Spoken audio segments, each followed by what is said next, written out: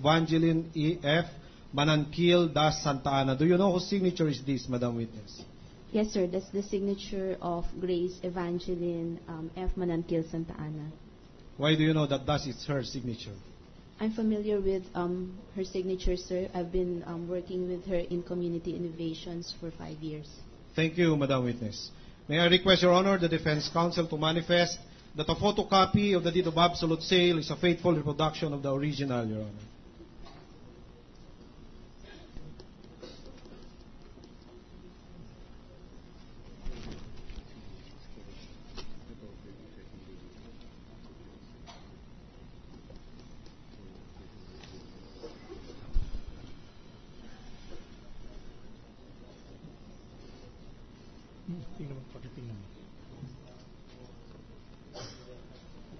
May I request, Your Honor, the defense counsel to manifest if it is a faithful reproduction?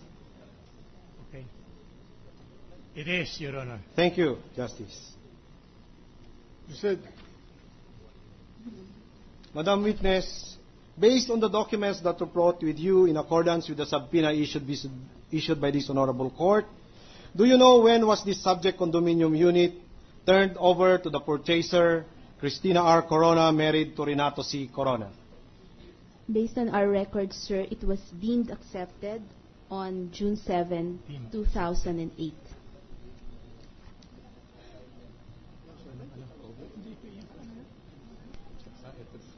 Madam Witness, may we be given that copy of the letter, Madam Witness?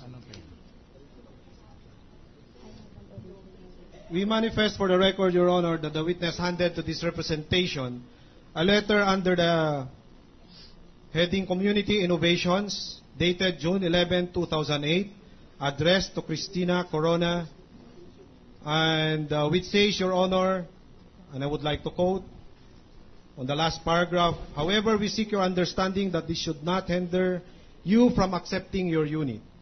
As is stated in our previous letter to you, the computation of real property tax will be based upon the date of your acceptance of your unit, which should be on or before June 7, 2008. Should you fail to personally accept or send a representative to accept the unit, we will nevertheless deem the unit accepted and delivered on June 7, 2008. This has not been pre-marked, Your Honor, so may I request that the photocopy thereof, which I will request the defense to compare, Your Honor, will later on be marked as our Exhibit P-4, Your Honor. May I request that the photocopy of the said document be compared with the original.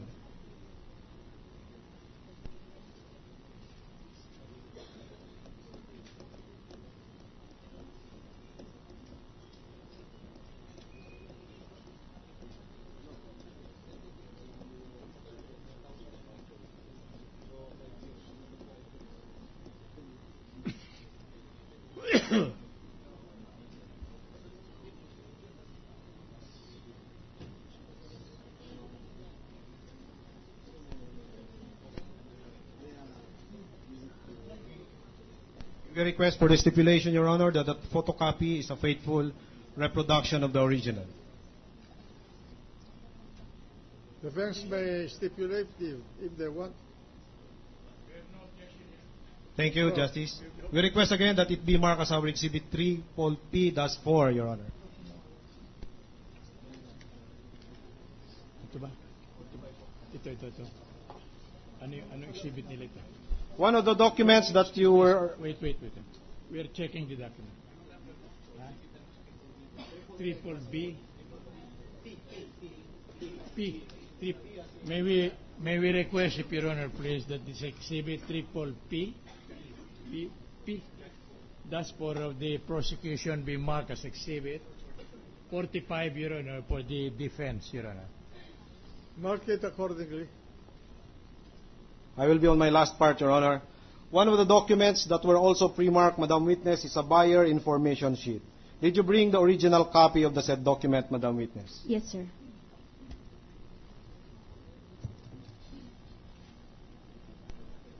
We manifest for Your Honor that the witness handed to this representation a buyer information sheet, Your Honor, which is on a extended long bond paper, Your Honor. That, what is the date of that document? It seems there is no date, Your Honor, but I would like to read for the record. The project name is The Columns. The principal buyer, Your Honor, is Corona Renato Coronado. And the spouse, Your Honor, is Corona Cristina Rocco. The employment information, Your Honor, of the principal buyer, Associate Justice, Supreme Court of the Philippines, Padre Paula, Manila.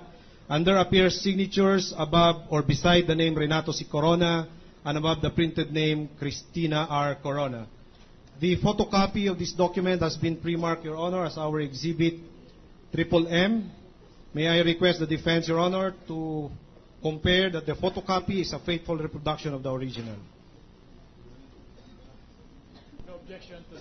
No objection, Your Honor, to the proposed substitution.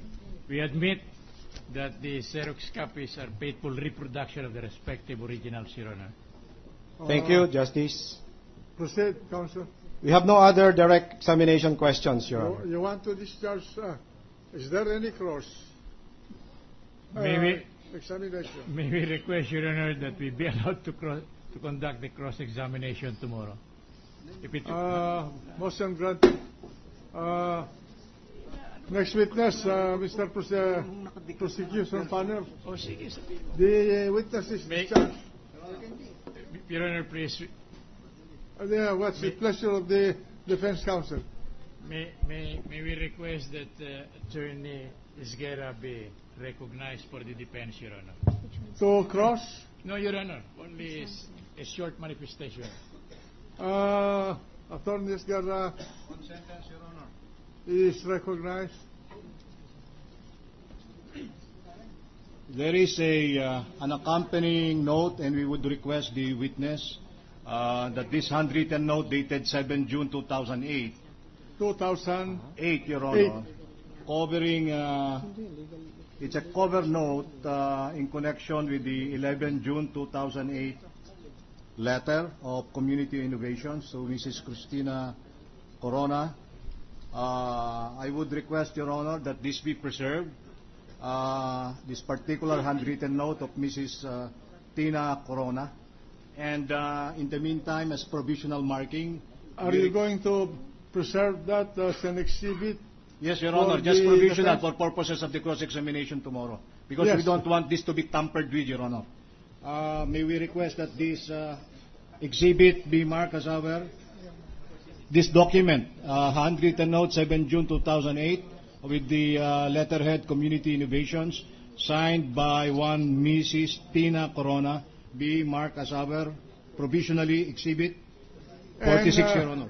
And the chair, the presiding officer, directs that that not be initialed by both the prosecution counsel and the defense counsel, so that there will be no tampering.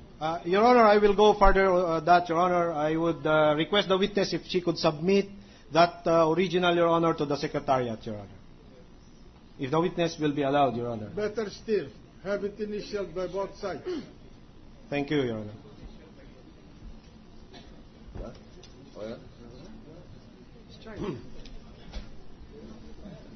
Can we discharge now the witness, Mr. President, Your Honor? If there is no... We will conduct further cross-examination. Is there any further question on the witness? There being that, the witness is discharged. May we call on now on our next witness, Your Honor? Please proceed. Thank you.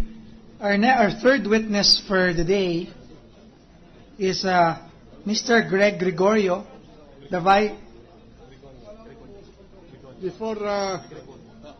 Before we tackle